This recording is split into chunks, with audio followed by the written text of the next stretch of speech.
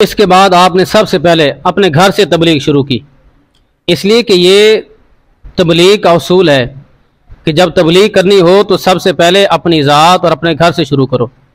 جب حضور علیہ السلام نے اعلان نبوت فرمایا تو اللہ تبارک و تعالیٰ نے ارشاد فرمایا تھا وَأَنذِرْ عَشِيرَتَكَ الْأَقْرَبِينَ، محبوب سب سے پہلے اپنے قریبی لوگوں کو ڈرائیے، ان کو میرے رب ہونے کی طرف اور ان کو دین اسلام کی دعوت دیجیے۔ تو ابراہیم علیہ السلام نے سب سے پہلے اپنے گھر سے تبلیغ شروع کی اور اپنے چچا سے مناظرہ کرتے ہیں۔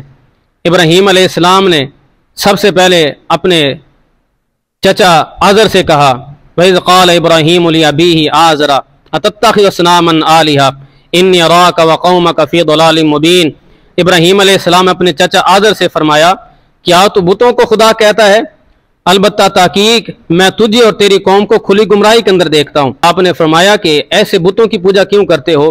یا ابتی لما تعبد ما لا يسمع ولا يبصر ولا يغني عنك شيئا، اے ابا جان آپ ایسے کی عبادت کیوں کرتے ہیں جو نہ سنتے ہیں نہ دیکھتے ہیں اور نہ ہی آپ کو کسی قسم کا نقصان یا فائدہ پہنچا سکتے ہیں، آپ ایسوں کی عبادت کیوں کرتے ہیں؟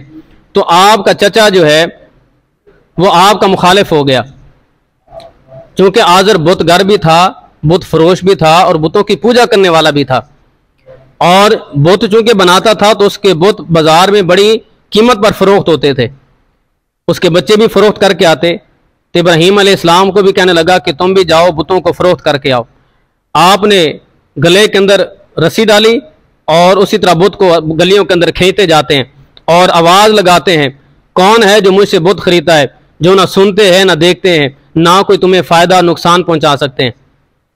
آپ بت کو لے کر جا رہے ہیں، ایک گھر سے ایک بڑھیا نے کھڑکی سے آواز دی اے ابراہیم تیرا چچا کہاں ہے؟ آپ نے فرمایا کہ کیا کام ہے اس سے؟ کہا کہ میں نے اس سے بت خریدنا ہے۔ کہا تیرے پہلے بت کو کیا ہوا؟ کہنے لگی میرے پہلے بت کو چور لے گئے۔ کہا یہ تمہارا کیسا خدا ہے جس کو چور اٹھا کے لے جائیں؟ خدا تو وہ ہے جو ہر کام کے اندر تیری نگرانی کرے، تیری حفاظت کرے، یہ کیسا خدا ہے جس کی تو نگرانی کرتے اور چور اٹھا کے لے جاتے ہیں؟ کہا پھر رب کیسا ہونا چاہیے؟ کہا رب تو ایسا ہونا چاہیے جو ہر وقت تیرے ساتھ ہو، جو تیری مشکلوں کو دور کرے۔ آؤ تو پھر اس وقت عورت کہنے لگی کہ ایسے رب کی بارگاہ میں تو بڑے تحائف کی ضرورت ہے۔ آپ نے فرمایا وہ رب تحفوں کا محتاج نہیں ہے بلکہ وہ تو صرف ایک کلمہ پڑھنے سے راضی ہو جاتا ہے۔ تو چونکہ آپ نے جب اس کو تبلیغ کی، تبلیغ کے اثر کی وجہ سے وہ بھی دین ابراہیمی کے اندر داخل ہو گئی۔ ابراہیم علیہ السلام آپ اسی طرح آواز لگاتے جاتے ہیں اور صبح سے لے کر شام تک گلیوں کو لے کر گھومتے رہے لیکن کسی نے بت نہ خریدا۔ جب شام کو گھر آئے تو چچا آزر نے پوچھا ابراہیم تیرے بھائی سارے بت فروخت کر کے آ گئے اور آپ نے بت فروخت نہیں کیا ویسے لے کر آ گئے؟ کہ آج کل بازار کے اندر تیرے بتوں کا کاروبار بڑا مندہ ہے۔ اس نے کہا کہ ہمارے بازار کا اصول ہے جب تک چیز کی خصوصیات لوگوں کے سامنے نہ بتاؤ تو اس وقت تک لوگ خریدنے نہیں۔ تو آپ نے فرمایا کہ میں ایسی چیز کی کیا خصوصیت بیان کروں جو نہ سنتا ہے نہ دیکھتا ہے نہ کوئی فائدہ نقصان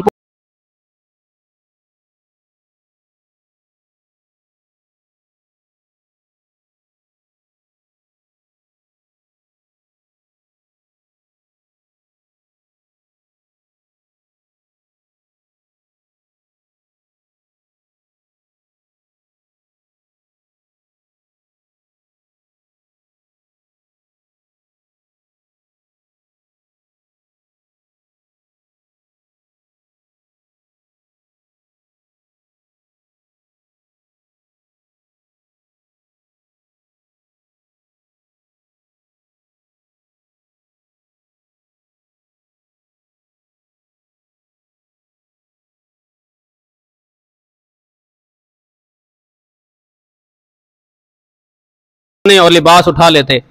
جب ان کی عید کا دن آیا تو ابراہیم علیہ السلام کو دعوت دینے کے لیے آئے کہ آؤ دیکھو ہمارے دین کے اندر کیسی رونقیں کیسی رنگینیاں ہیں۔ تو ابراہیم علیہ السلام نے آسمان کی طرف نگاہ اٹھائی، فرمایا فقال انی سقیم، فرمایا میں بیمار ہونے والا ہوں۔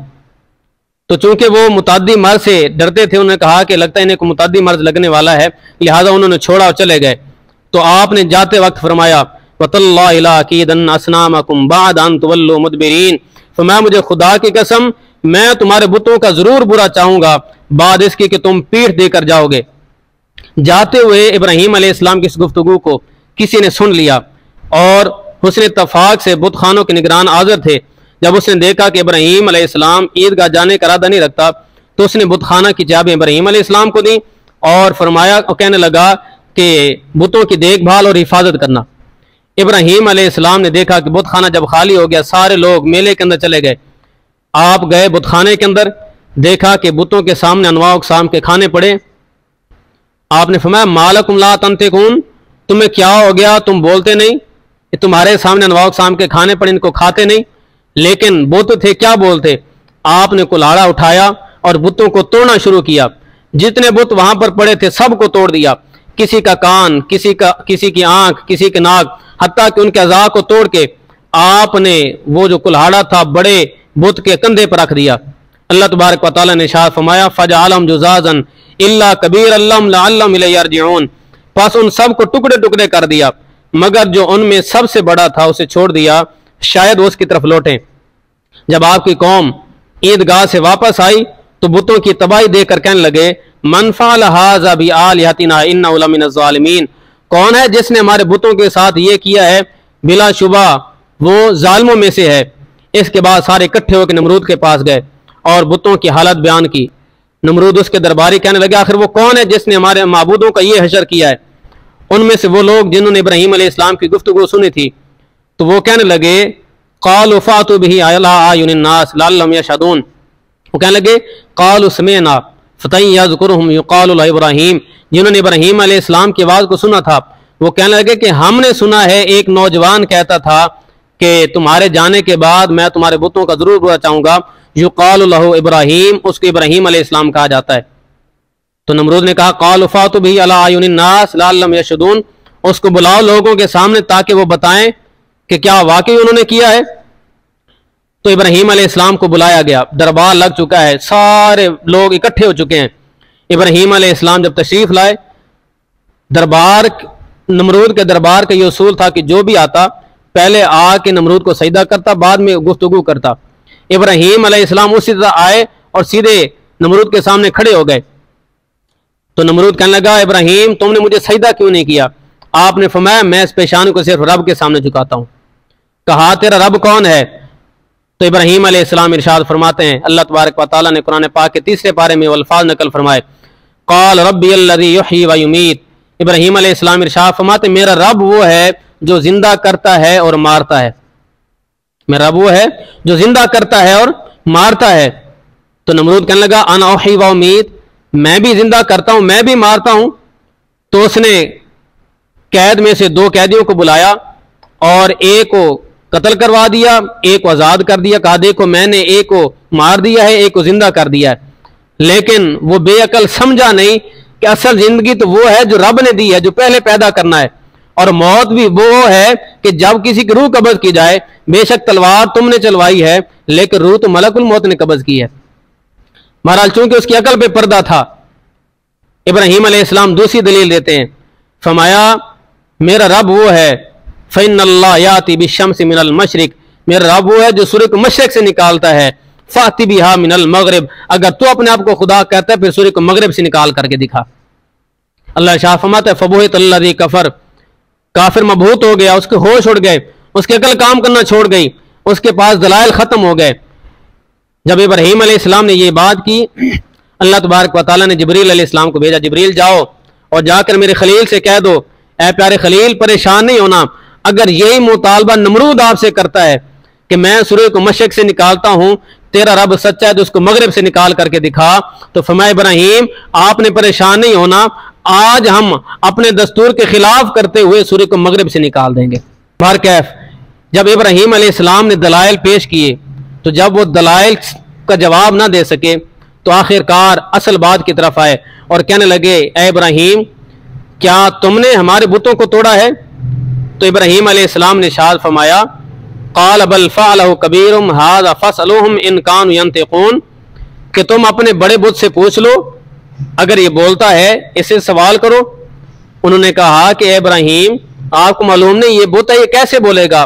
آپ نے فرمایا کہ یہی تو تمہیں بتانا چاہتا ہوں، جو بت نہ تو تمہیں فائدہ دے سکتے ہیں نہ تمہیں نقصان پہنچا سکتے ہیں، او فِلَّکُمْ وَلِمَا تَعْبُدُونَ مِن دُونِ اللَّهِ، मा ला यनफउकुम वला यदुरुकुम, अफसोस है तुम पर, ऐसे बुतों की पूजा करते हो जो ना तुम्हें फायदा पहुंचा सकते हैं ना नुकसान पहुंचा सकते हैं।